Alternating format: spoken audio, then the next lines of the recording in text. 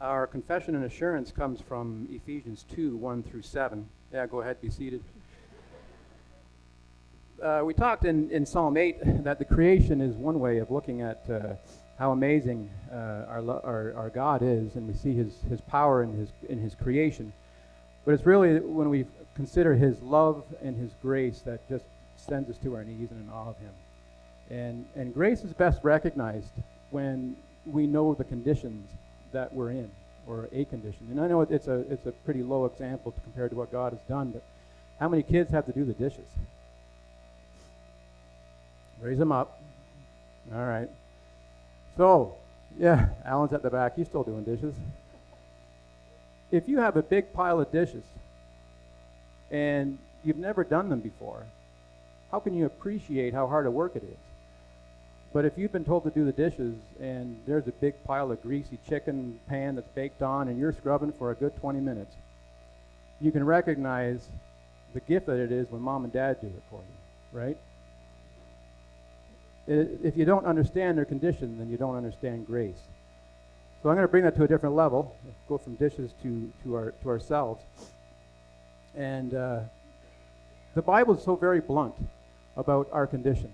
And that's good, because we need to know it, we need to recognize it at times. And before Christ, we were a complete mess.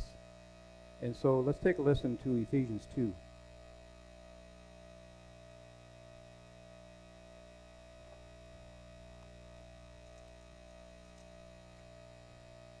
As for you, you are dead in your transgressions and sins. That's pretty bad. In which you used to live, when you followed the ways of the world and the ruler of the kingdom of the air. The Spirit is now at work in those who are disobedient. All of us also lived among them at one time, gratifying the cravings of our body and flesh, and following its desires and thoughts. Like the rest, we are by nature deserving of wrath. So when we hear those words, death and wrath, it lets us know that we weren't in a good spot. However, right after this, we got three-letter word, it's but.